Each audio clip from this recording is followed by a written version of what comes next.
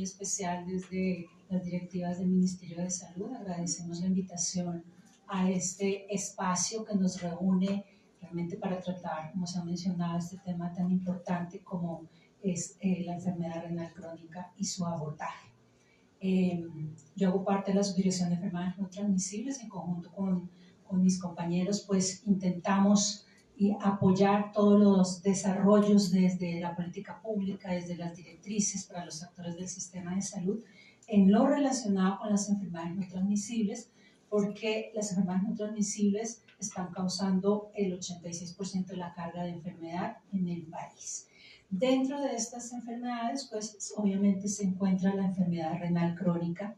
Sin embargo, como lo decía el presidente en este momento, me hace una reflexión preparando estas diapositivas, porque cada vez que me preguntan dónde está ubicada la política, la enfermedad renal crónica en las enfermedades no transmisibles, he podido visibilizar que digo, está tangencial, pero nos hace reflexionar que es necesario darle un espacio más particular. No quiero decir específicamente política, porque es una decisión más de alto nivel, pero sí darle un espacio mayor e individual en los lineamientos que nosotros pues damos a las entidades territoriales.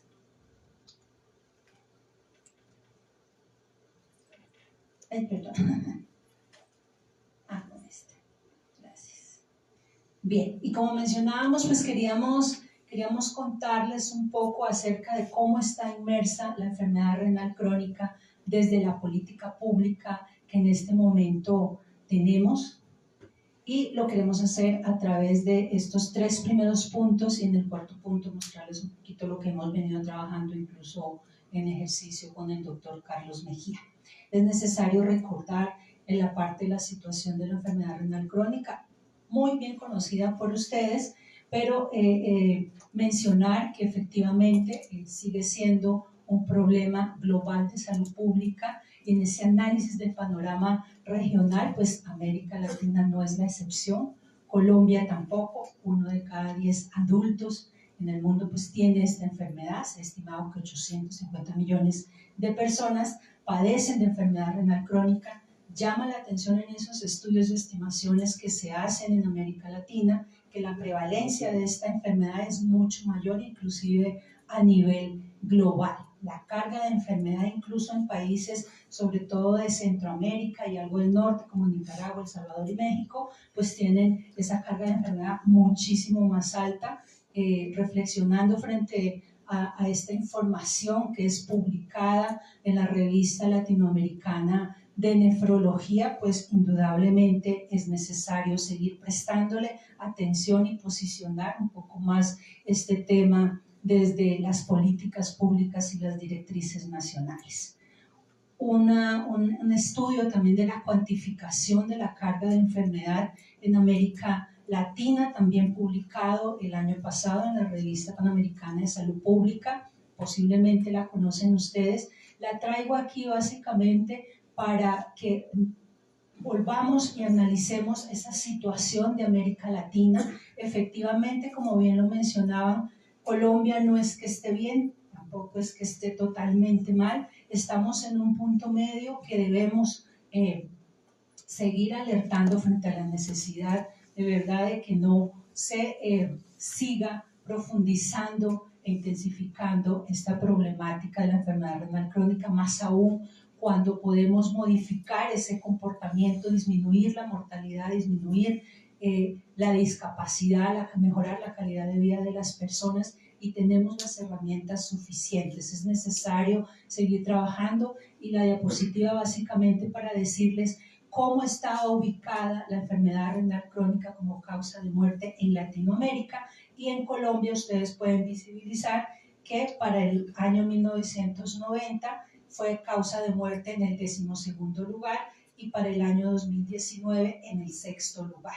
Entonces tuvo un ascenso importante Colombia, pero si lo miramos ya a nivel de la región, incluso otros países tuvieron unos cambios dramáticos bastante importantes como Costa Rica, otros países de Centroamérica, Ecuador, Salvador, Guatemala, Honduras, México, y eso se refleja en la tasa de mortalidad en esos rankings y en la carga de enfermedad. Ya cuando empezamos a mirar cómo está ese ranking en países de la región, pues nosotros en 1990 como Colombia ubicamos la 8ª posición, pero en el análisis de 2005 y 2019 estuvimos ubicados y nos mantuvimos en la posición 16ª.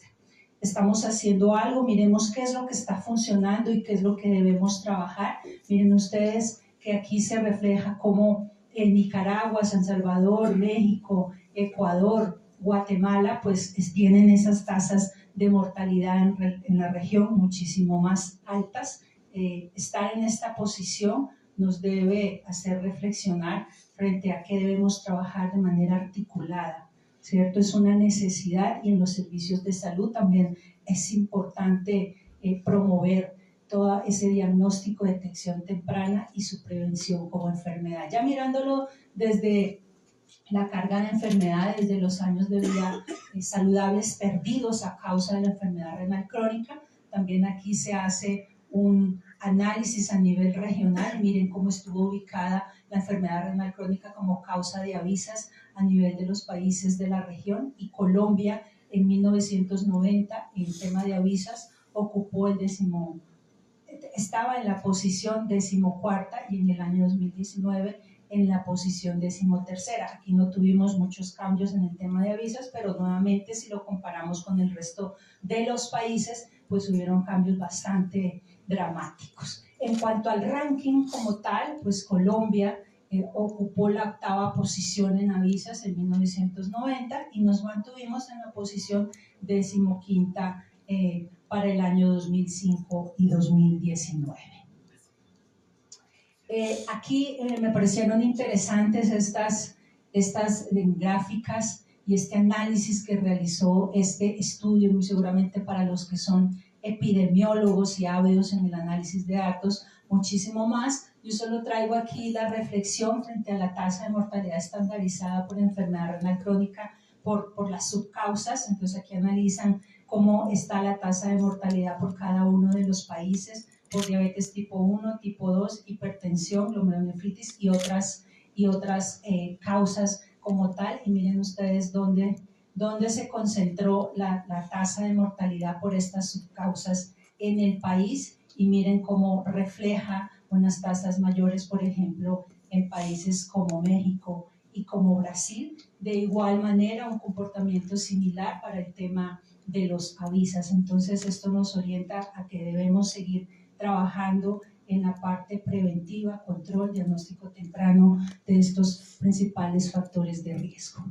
También hacen un análisis a partir de la tasa de mortalidad y avisas por grupos de edad. Aquí señalo cómo está Colombia, pero si nosotros lo miramos a nivel de la región de las Américas, pues indudablemente la tasa de mortalidad por grupos de edad en todos los países está más concentrada en la población de 55 años y más. Sin embargo, no hay que despreciar este dato en el grupo de población de 20 a 54 años, mucho menos en población pues mucho menor. Entonces, esto no quiere decir que solamente es la población adulta. Debemos seguir trabajando desde la parte promocional y preventiva, y es donde pues las políticas se orientan un poco más en este punto. Muy bien. Nuevamente traigo estos apartes de la revista latinoamericana de nefrología, que ustedes muy bien reconocen y que técnicamente, reitero, me hace reflexionar acerca del posicionamiento que hay que darle más a nivel nacional a la enfermedad renal crónica frente a esos factores de riesgo que vienen aumentando. Seguimos con estos factores de riesgo tradicionales porque Latinoamérica y nuestro país cumple con esas condiciones que nos obligan a precisamente desarrollar más diabetes, hipertensión, obesidad, y que esta viene aumentando en la región de las Américas y en Colombia. La terapia sustitutiva renal ha aumentado en América Latina, pero aún no se alcanzan las metas recomendadas por la Organización Panamericana de la Salud, y en varios países todavía el acceso es limitado frente al talento humano especializado. Como bien lo saben, hay un déficit de nefrólogos en ejercicio y en formación. También observa este artículo que el financiamiento para esta enfermedad varía en varios países. Sin embargo, menciona que Argentina, Chile, Colombia y República Dominicana pues tienen una cobertura total con recursos públicos y parcial en Panamá y México. Entonces creo que debemos aprovechar y trabajar este momento con lo que tenemos y avanzar de una mejor manera.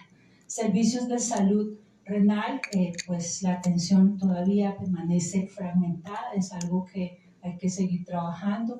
La educación a nivel de médicos, de atención primaria sobre el manejo de esta enfermedad y sus factores de riesgo, pues es insuficiente. Por eso estos espacios académicos son supremamente importantes. No es fácil tener la receptividad de todos los profesionales de medicina general, de todos los territorios para poder lograr, porque en atención primaria es muy clave que si se hace el diagnóstico temprano, pues indudablemente podremos evitar el desarrollo de estas enfermedades. Por supuesto, hay otras aristas que limitan el acceso al tratamiento, pero creo que las líneas que se pueden manejar y avanzar debemos mantenerlas e ir de manera unificada, como por ejemplo en la parte de desarrollo de capacidades del talento humano en salud. También este artículo menciona qué países tienen programas nacionales para la detección temprana y manejo de esta enfermedad, como Argentina y Chile. Mencionan Colombia, pero hay que hacer la claridad que Colombia no tiene un programa nacional como tal, sino lo que tiene es una infraestructura normativa que sí está orientada hacia la detección temprana, hacia la gestión de la atención adecuada de esta enfermedad para evitar su progresión y los desenlaces pues, que intentamos evitar, y parcialmente en estos países como Ecuador y República Dominicana. No podemos dejar de mencionar que es necesario trabajar en la actualización de las guías de práctica clínica o de protocolos. Diferentes países tienen esos avances, incluso muchas de las guías de práctica clínica a nivel de la región de Colombia son utilizados como referentes para ser implementados, adaptados en otros países de la región. Sin embargo, pues tenemos todavía esa debilidad frente a poder lograr una actualización un poco más frecuente. Nuestra última guía nacional es la del año 2016, sin embargo a nivel normativo los prestadores de salud pueden hacer las adaptaciones respectivas y contar con guías o protocolos pues adaptados al avance de la evidencia científica. Ya adentrándonos en la temática rápidamente de políticas y normativas, estas son las que digamos, identifiqué que nos pueden empezar a dar una luz y un abrebocas en frente al posicionamiento de la enfermedad renal crónica. En primer lugar, está el Plan Decenal de Salud Pública, el Plan de Gobierno. Estas dos son las principales que nos da la carta de navegación para trabajar en el próximo decenio y en cada uno de los gobiernos. Miremos rápidamente cada una, solo para decirles que el Plan Decenal de Salud Pública es esa carta de navegación en donde se establecen esas metas, estrategias y objetivos para que el sector salud y otros sectores enfrenten todas las problemáticas de salud pública en los próximos 10 años. ¿Y esto para qué? Para garantizar el derecho fundamental a la salud, mejorar las condiciones de la población. Y aquí nos vemos muy reflejados como enfermedades no transmisibles, reducir la mortalidad evitable y su impacto en años de vida perdidos. Y no solamente sería enfermedades no transmisibles, sino que aquí estaría incluida la enfermedad renal crónica en cierta manera, y es a partir de este resultado que estamos buscando que trabajamos desde nuestra subdirección. Por supuesto, también garantizar el goce efectivo para un ambiente sano. Los entornos son claves para prevenir las enfermedades no transmisibles. Este documento en este plan decenal ya no está organizado como el anterior por grupos de enfermedades, sino que tiene unos ejes estratégicos transversales buscando la implementación de acciones para una atención integral y las metas que se han puesto en este plan decenal están relacionadas con una meta de resultado que es disminuir la mortalidad prematura y las otras dos intermedios que van muy de la mano con la prevención de la enfermedad renal, como es la hipertensión y la diabetes, y hacia eso es lo que tenemos que apuntar.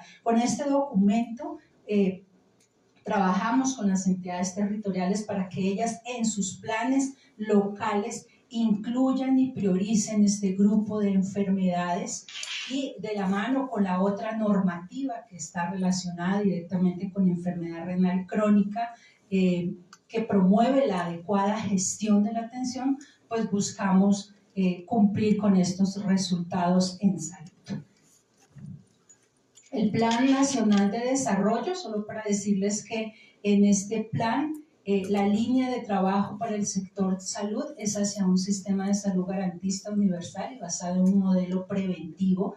Y en esta política tenemos nuevamente esta meta de resultado que es reducir la mortalidad prematura por enfermedades no transmisibles. De la mano del Plan Nacional de Desarrollo, pues tenemos el recientemente expedido decreto 858 que adopta el modelo de salud preventivo, predictivo y resolutivo. Aquí solo quiero decir que este decreto busca reorganizar los servicios de salud para hacerlos más cercanos y resolutivos a los territorios, especialmente que están apartados. Se ha iniciado con los equipos básicos de salud, con este equipo interdisciplinario que identifica, caracteriza, canaliza de manera oportuna a la población y pretende también optimizar el uso de recursos y priorizar la promoción de la salud y la prevención de la enfermedad. Uno de los aspectos relevantes pues, de este documento es la conformación de las redes integrales e integradas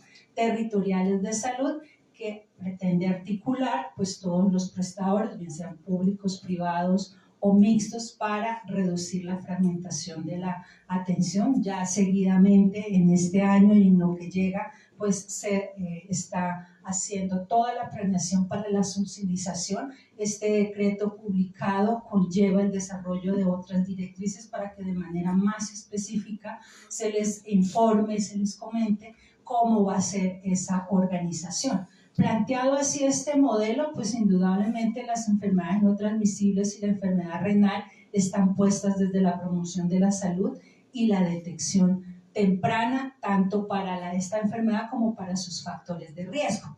Y posiblemente, no sé si ustedes han escuchado mencionar la política andina de salud pública para enfrentar la enfermedad renal crónica, como ya mencionábamos, ese panorama de la región latinoamericana como está, que nos invita a seguir trabajando para el abordaje de esta enfermedad. Este documento fue publicado en el año 2023. Se invitaron a Venezuela, Bolivia, Ecuador, Perú, Colombia a trabajar en él. Aquí hay una participación muy importante de la sociedad latinoamericana de nefrología, de la sociedad colombiana de nefrología. Ha sido liderado por nefrólogos. Ahí está el doctor Aroca, el doctor Rico, o sea, tiene un posicionamiento importante a nivel de los especialistas. Solo para decirles que se establecen 9 líneas estratégicas que van en línea con lo que trabajamos. Lo que pasa es que aquí, obviamente, es específico para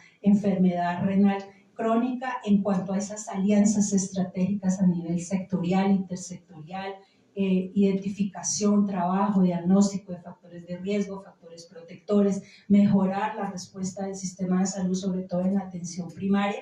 Y bueno, es un documento que está público y que puede ser consultado, a pesar de que no es un documento vinculante para el Ministerio de Salud. Para nosotros sí nos sirve para armar la propuesta de directrices que queremos concretar este año.